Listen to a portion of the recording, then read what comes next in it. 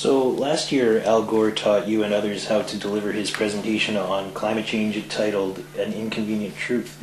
What was it like to meet the former U.S. Vice President? Well, in all honesty, I didn't get to meet him personally. There were about 275 of us in the room, and he was able to be with us for about 6 or 7 hours, I guess, on a Saturday, and they more or less whisked him into the room, the big conference room where we were meeting, where he went through his slides, explained them to us, his reason for choosing them, his reason for where they were placed, and so on. And then they whisked him out again. And I think we had a couple of breaks here and there where I actually got close enough to take a photograph of him, but I was still about 5 people deep away from him, so I didn't get to meet him personally. But it was an interesting experience, being there with a lot of other Canadians who are, I guess, keen on the same philosophy, the same area of concern about our planet. And it was also quite fascinating to listen to him speak in a less formal setting, I guess. I did hear him speak the night before. He gave his usual presentation, the Inconvenient Truth presentation, to a group of about 3,000 people in Montreal. And then we select 275 got to see him the following day, where he gave us a little bit more background. But he also showed a little bit of himself, where you could see really how concerned and how passionate he is about this particular cause. Also seemed to be starting to get a little bit frustrated about the lack of movement in many areas towards doing anything about it. Well, in what ways do you think Gore's approach toward addressing climate change would have differed from that of former U.S. President George W. Bush had he won the 2000 presidential election? Yeah, it's an interesting question, because I've discussed that with a number of people, and I can't obviously predict what would have happened otherwise, and I don't know the two men personally, so I can't say what their stand would be, but it almost seems like Mr. Gore is in a better position not being president to actually make changes. I think in so many ways the president is under an awful lot of pressure and being pulled in many different directions by all sorts of special interest groups and causes and etc.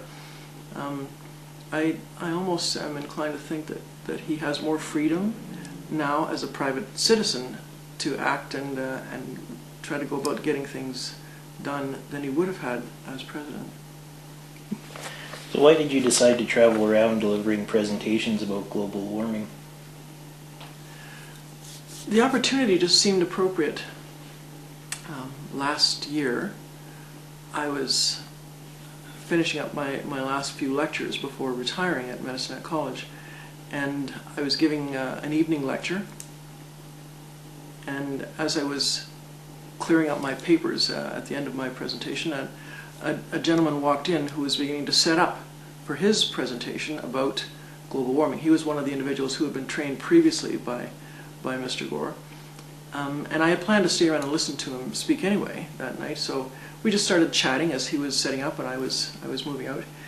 And I told him that I rather envied his situation, being able to go about giving these presentations. And he said, well, I could have the same opportunity if I wanted to, and he asked me if I wanted to go to Montreal. And this was about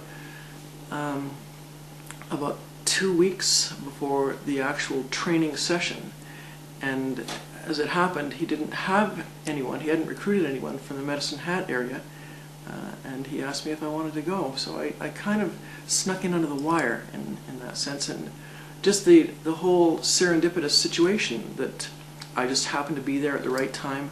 I just happened to be retiring. I just happened to have that particular weekend free on my calendar, and everything just sort of seemed to be falling into place. That sometimes when things like that happen, when opportunities like that come about, you're supposed to grab them, right? And just see where they take you. So that's what I did. Where have your climate change presentations taken you, and what's been the most interesting venue you've spoken in? Well, let's see, I've spoken to a class at the college. I've spoken to a biology 20 class out at Eagle Butte High School. I've spoken to some cardiac survivors and friends of survivors out at the Samus Center. I've spoken to some home care nurses out in Bow Island at their annual general meeting. Probably the area that maybe wouldn't seem to fit right away is in churches. I've spent a few of my sessions speaking to different groups in a couple of the churches in town.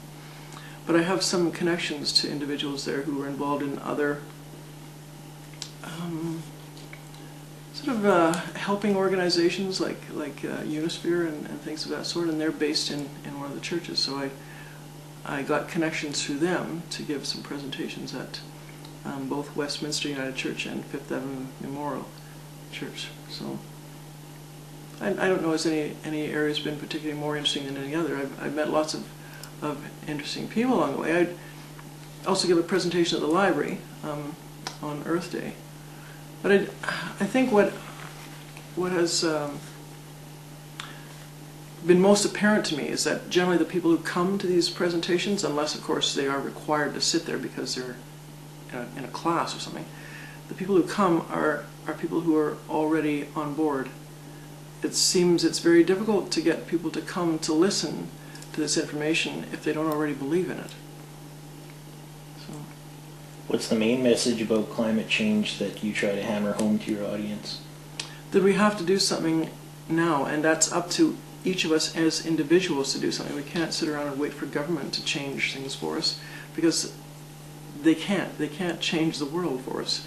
We have to start acting ourselves and doing all the little things that each individual can do, and trust that eventually, if we start the ball rolling, that then the governments and big business and so on will jump on board, because we can direct them by our choices, by our votes and so on. But we have to be doing the job ourselves first. Isn't it hard to make headway on climate change with the public when they see their political leaders not very serious about taking action? It is. Doesn't make for very good role models up at the top, really. So I guess it's a case of recognizing that it's real, and I think a lot of people don't believe that it's real because they don't see the politicians doing anything about it. But they have to recognize that basically politicians are in the business of, the way I put it, keeping their jobs, right? And trying to keep things rolling. Bucking the status quo is very, very difficult to do, and it may be very unpopular as well, so politicians are not so inclined to take some of those big leaps that might be in unpopular directions. So basically citizens have to start taking action themselves, and that really does mean doing things even as simple as just changing light bulbs. Starts taking people in the right direction. But I mean, there are all kinds of other things we can do as well, but that's at least a start.